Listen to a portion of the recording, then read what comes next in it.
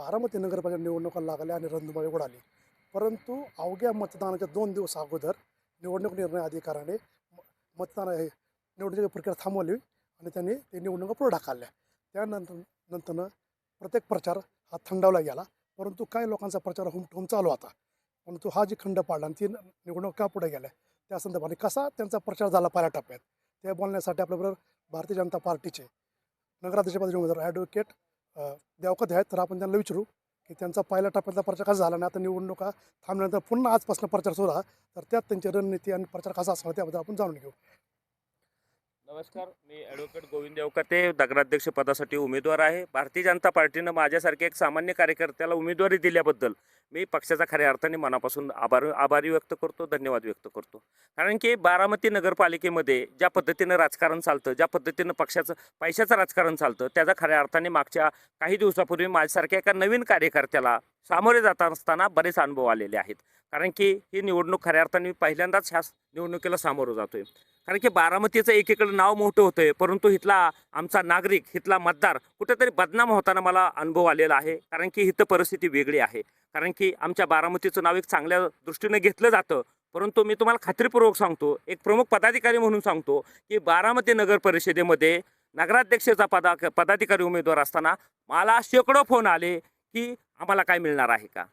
अरे, कुठल्या पद्धतीने आपण लोकशाही देशात राहतो, आपण कुठल्या पद्धतीने निवडणुकीला सामोरं जातो, हा खऱ्या अर्थाने माझ्या पुढे प्रश्न पडलाय. आम्हाला काय मिळणार आहे का, ही काय भाषा, ही काय पद्धत झाली का, मिळणार आहे का म्हणजे आम्हाला काही लक्ष्मी दर्शन होणार आहे का. ह्या ज्या सवयी बारामतीतल्या नागरिकांना लागल्यात हे खऱ्या अर्थाने बारामतीसाठी शोभनीय नाही, हे बदनामी करणार आहे. इथला मतदार कुठंतरी चुकीच्या दिशेनं जातोय का, हा खऱ्या अर्थाने माझ्यासारख्याला प्रश्न पडलाय. कारण शेवटच्या एक टप्पा झालाय. कारण की आताच तुम्ही प्रश्न विचारला की आपण दुसऱ्या टप्प्याकडे वळतोय. कारण की पहिल्या टप्प्यामध्ये मी जे अनुभव घेतले ते मला अतिशय विचित्र वाटलेले आहेत, अतिशय दुःख देणारे आहेत, बारामती करून माझ्यासाठी समाधान न देणारे आहेत. कारण की इथल्या मतदारामध्ये विकासाची कल्पना मांडत असताना ज्या पद्धतीने इथल्या नेतृत्वाने इथल्या जे लालच दिलेला आहे त्या लालच्याबद्दल आणि इथल्या नागरिकाला ज्या पद्धतीने सवय लावल्यात त्याच्याबद्दल माझा आक्षेप आहे. कारण की इथला नागरिक खऱ्या अर्थाने एक स्वाभिमानी नागरिक आहे, परंतु त्यांना कुठंतरी छोटं मोठं आमिष देऊन, कुठं लक्ष्मी दर्शन देऊन इथल्या नागरिकामध्ये एक वेगळा संदेश आणि वेगळ्या प्रकारचा विचार करायला इथल्या भाग पाडलेले आहे. अरे, चांगली लोक मला फोन करतायत, चांगल्या सदन घरातले बंगल्यातले लोक मला काय मिळेल का, लक्ष्मी दर्शन होईल का, अशी जर भाषा ह्या बारामतीमध्ये वापरली जात असेल तर ते बारामतीसाठी शोभा देणारं नाही. म्हणून माझं इथल्या नेतृत्वाला आव्हान आहे की बारामतीचा विकास करत असताना इथला स्टँडर्ड ठेवणं, इथल्या व्यवस्थेला चांगलं सवयी लावणं आणि इथल्या जनमानसामध्ये लोकशाही रुजवणं हे नेतृत्वाचं काम आहे. परंतु नेतृत्व कुठंतरी चुकीच्या दिशेनं इथल्या आमच्या मतदारामध्ये भूमिका घेताना दिसते. त्यामुळं इथं विकास करत असताना, लोकशाही प्रगल्भ करत असताना माझ्यासारख्या एका प्रगल्भ लोकशाही देशातल्या एका भारतीय जनता पार्टीच्या एक प्रमुख नगराध्यक्ष पदाचा उमेदवाराचा आक्षेप आहे की हे चाललेलं लक्षण इथल्या नेतृत्वाला शोभा देणारं नाही, इथल्या उमेदवाराला शोभा देणार नाही. म्हणून इथल्या नागरिकाने आणि इथल्या उमेदवाराने खऱ्या अर्थाने ह्याच्याबद्दलचं चिंतन केलं पाहिजे. निवडणुका होतील, निवडणुका जातील, परंतु इथला स्टँडर्ड, इथली विचारसरणी टिकून राहिली पाहिजे, ही माझी भावना आहे. पण आत्ता बोलला की बारामतीमध्ये विकास करत असताना विकास बी केला आहे, पण त्यांना लक्ष्मी दर्शन द्यावं लागतंय. तर आता बारामती जर 3,300-3,500 कोटीचा विकास केला असेल तर लक्ष्मी दर्शन केलं जातं असं तुम्ही म्हणताय, पण असं होतं का नक्की? आता हा प्रश्न काय आता बाजूला राहिलेला नाही. हे सगळ्याला मांजर दूध पिते आणि सगळे बघत राहतायत, अशी परिस्थिती बारामतीमधली आहे. त्यामुळे तुम्हाला एक सांगतो, इथं जे चालतंय ते सगळ्याला जग जाहीर आहे, फक्त ह्याच्यावर कोण बोलाय तयार नाही. म्हणून तुम्हाला मी खात्रीपूर्वक सांगतो, इथला दर्जा आणि इथला विकास टिकवणं इथल्या नेतृत्वाचं लक्षण आहे. त्यामुळे येणाऱ्या काळात इथल्या नेतृत्वाला आव्हान आहे, तुम्ही ज्यावेळेस अशा पद्धतीनं इथल्या लोकांची विक्री करताय, अरे इथं काय जनावर आहेत का, अरे ती चांगली माणसं आहेत, परंतु त्यांची विक्री छोट्या रकमेत होताना मी पाहतोय. हे कुठेतरी बुद्धीला न पटणाऱ्या गोष्टी आहेत. म्हणून लोकशाही देशात राहत असताना कुठेतरी दोन्ही पार्टीनं, समोरच्या पार्टीनं, सत्ताधारी पार्टीनं, विरोधी पार्टीनं सगळ्यांना एक समजोता भूमिका घेतली पाहिजे की आपण सामोरे जात असताना निर्भीडपणाने लोकांना आव्हान करूया, लोकांना विचारूया, तुम्हाला ज्याला मत द्यायचं त्याला मत द्या, परंतु विदाऊट कुठल्या आमिषाचं मत देऊ. विकासाचे आम्ही बांधलेले, आम्ही भाजपाचे कार्यकर्ते आहेत, आम्ही देश बदलतोय, महाराष्ट्र बदलतोय, परंतु कुठंतरी नागरिकाला मतदाराला आमिष दाखवून लक्ष्मी दर्शन देऊन तुम्ही जे पद्धतीनं पायंडा पाडलाय हे कुठंतरी शोभणारं नाही. म्हणून मला खऱ्या अर्थाने त्याच्याबद्दल खंत वाटते. खरं तर पाहिलं तर देशात आणि राज्यात भारतीय जनता पार्टी एक नंबरचा पक्ष आहे आणि बारामतीमध्ये राष्ट्रवादी काँग्रेस हा मोठा पक्ष आहे आणि ह्या पक्षाची एखादी सत्ता आहे त्यांचं वर्चस्व आहे. तर या मोठ्या शक्तीला आणि समोर जे नगराध्यक्षपदी उमेदवार आहे त्यांचं तिसरी पिढी तर ती आहे. तर ह्यांना तुम्ही कसं आव्हान देताय? नाही नाही, आमची तर भूमिका पूर्णपणे विरोधातले, घराणेशाहीला पूर्णपणे विरोध करणारे लोक आहे आम्ही. आज बारामतीत ज्या पद्धतीने घराणेशाहीतला उमेदवार आलाय, काय प्रतिक्रिया आहेत बारामतीमध्ये? अरे सर्वसामान्य माणसाच्या मनामध्ये राग आहे, द्वेष आहे. अरे तुमच्या घरचा पक्ष आहे का? ह्या तुमच्या घरची व्यवस्था आहे का? तुमच्या घरची लोकशाही का? लोकशाही यासाठी निर्माण केली का? तुमच्या पिढ्यानपिढ्या घराणे चालवण्यासाठी आम्ही इथली व्यवस्था निर्माण केली का? अरे विकासाच्या गप्पा मारता. अरे बदल हा निसर्गाचा नियम आहे. बारामतीमध्ये परिवर्तनाला सुद्धा ब्रेक करण्याचं काम झालेलं आहे. त्यामुळे बदल सुद्धा तुम्हाला आवश्यक असताना तुम्ही बदल केलेला नाही. काही परिवारच फक्त पुढे जाताना दिसत आहेत. आज तुम्ही इथलं प्रमुख नेतृत्व बघितलं, त्याच घराण्यातली लोक पुढे येताना दिसत आहेत. सेकंड फळीत सुद्धा बघितलं, त्याच घराण्यातली लोक पुढे येत आहेत. त्यांच्या कारभारावर आपण बरेच बोललेलो आहे. व्यक्तीच्या माझे चांगले संबंध आहेत. आज त्यांच्याकडे काही संस्था दिल्या, त्या संस्थेचा काय कारभार चाललाय ते आपण पाहिलेलं आहे. त्यामुळं आज बारामतीचा नगरीचा नागरिक निवडत असताना, नगराध्यक्ष निवडत असताना, कारभारी निवडत असताना स्वच्छ प्रतिमेचा पाहिजे, सुशिक्षित पाहिजे, त्याला जाण पाहिजे, सर्वसामान्य माणसातला पाहिजे.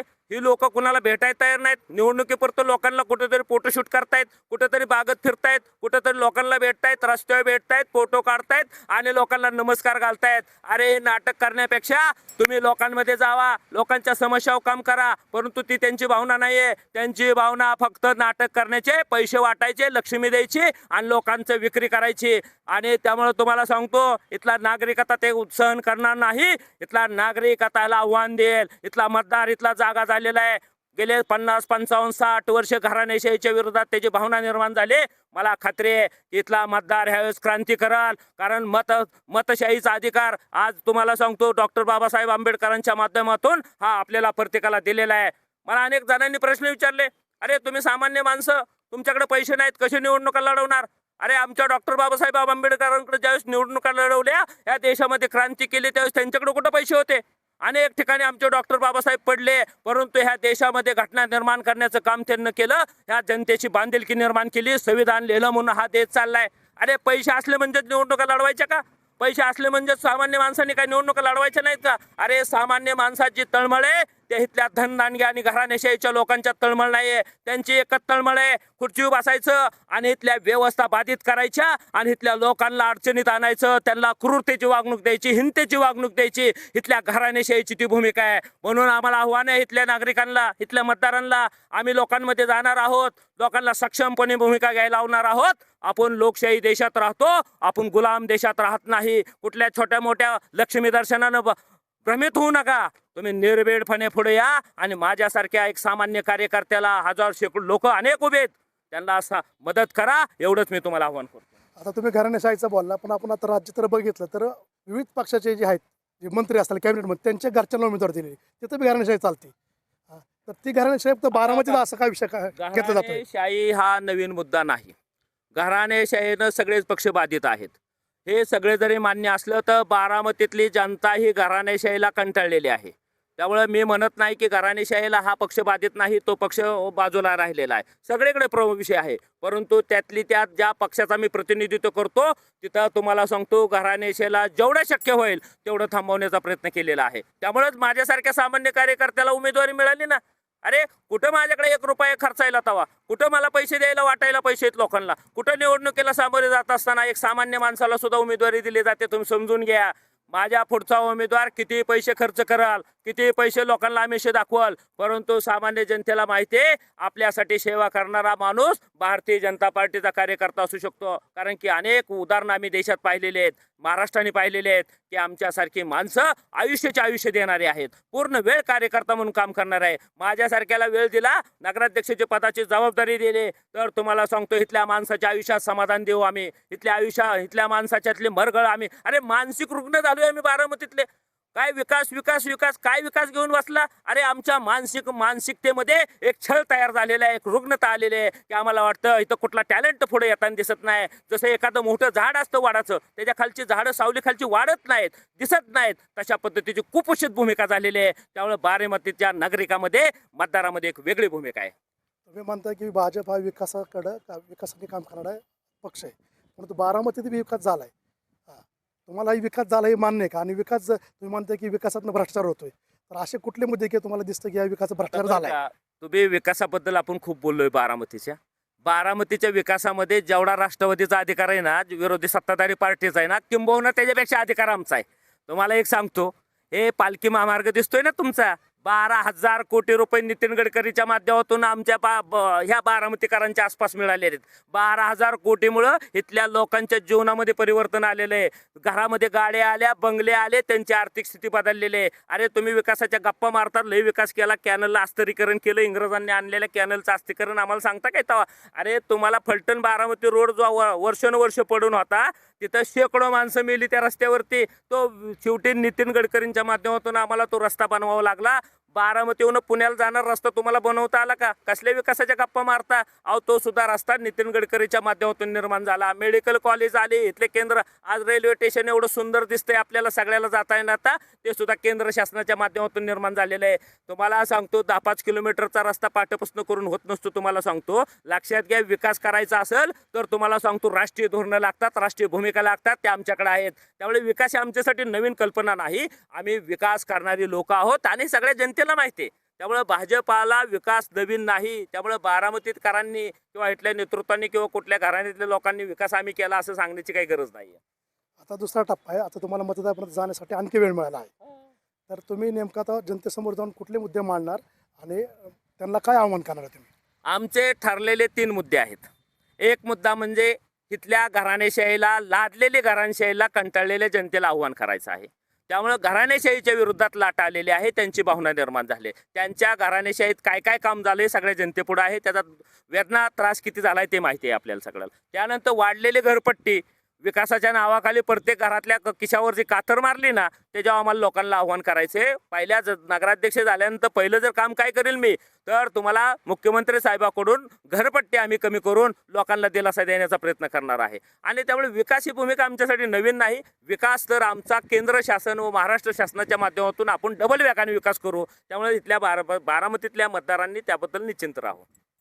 तुम्हाला तुमच्या विजयाची खात्री कशी वाटते? आणि जर तुम्ही नगराध्यक्ष झाला तर तुम्ही कोणते ती 5 कामं असणार आहे ती तुम्ही करण्याचा प्रयत्न करणार? नाही ना, आता विकास तर आम्ही सांगितलेल्या विकासाबद्दल आम्ही कटिबद्ध आहे. जो विकास चाललाय तो पुढे डबल वेगाने जाणारच आहे. घरपट्टीबद्दल आमची भूमिका क्लिअर आहे. घरपट्टीचा विषय आम्हाला पहिल्यांदा सोडवायचा आहे. परत तुमच्या इथल्या लोकांच्या जे अंतर्गत नसते, बाहेरचे रस्ते चालणार नाहीत.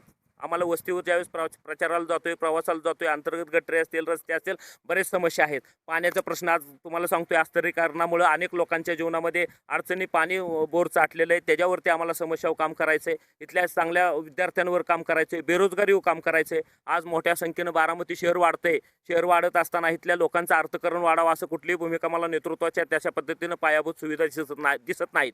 त्यामुळे इथल्या लोकांच्या जीवनामध्ये बदल करत असताना बेरोजगारीवर काम करावं लागेल. इथल्या सुशिक्षित तरुणाला एक दिशा द्यावा लागेल आणि आंतरराष्ट्रीय जगामध्ये कुठं कुठं उपलब्ध संधी आहेत त्याच्यावरती आम्हाला काम करावं लागेल. त्याबद्दल आम्ही निश्चिंत आहे आणि त्याच्याबद्दल आम्ही काम करू. तुम्हाला विजयाची खात्री कशी वाटते? 100% आम्ही भारतीय जनता पार्टीला मानणारे लोक आहे. आम्ही भारतीय जनता पार्टीचे विचार, आज तुमचे 2 खासदाराहून आम्ही आज इथपर्यंत प्रवास केलाय. आम्ही महाराष्ट्रात सत्ता आहे, देशात अनेक राज्यात सत्ता आहे. आज ॲब्सोल्यूट पॉवरमध्ये महाराष्ट्रात सत्ता आमची येण्याच्या जवळ आहे. येणाऱ्या स्थानिक स्वराज्य संस्थेत तुम्ही पाहताय आम्ही 100% बहुमताच्या जवळ जाणार आहोत. त्यामुळे बारामती वेगळा प्रदेश नसून बारामती आता काही वेगळा प्रदेश राहिलेला नाही. बारामतीच्या आसपासची स्थिती तुम्ही पहा, सगळीकडे आमचं भाजप आलेलं आहे. त्यामुळे बारामती आता काही वेगळा प्रदेश, आता काही बाधित प्रदेश नाही. त्यामुळे भाजप आल्यानंतर लोकांना आनंद मिळणार आहे, समाधानी मिळणार आहे आणि लोकांना चेंजेस हवा. त्यामुळे बारामतीमध्ये आमचं भारतीय जनता पार्टीचा विचार 100% स्वीकारतील आणि आम्ही सत्तेत येऊ असं आम्हाला निश्चित वाटतं. हे होते आपल्याबरोबर गोविंदजी देवका, जे भारतीय जनता पार्टीचे नगराध्यक्ष पदाचे उमेदवार आहे. त्यांनी सांगितले की बारामतीतील घराणेशाही आणि या विकासामध्ये भारतीय जनता पार्टीचा 100% वाटा आहे. तर त्याच विषयावरती निवडणूक लढणार आहे, ज्यासाठी ते विजयासाठी प्रयत्न करणार आहे. Mansoor Shaikh, BT news, Baramati.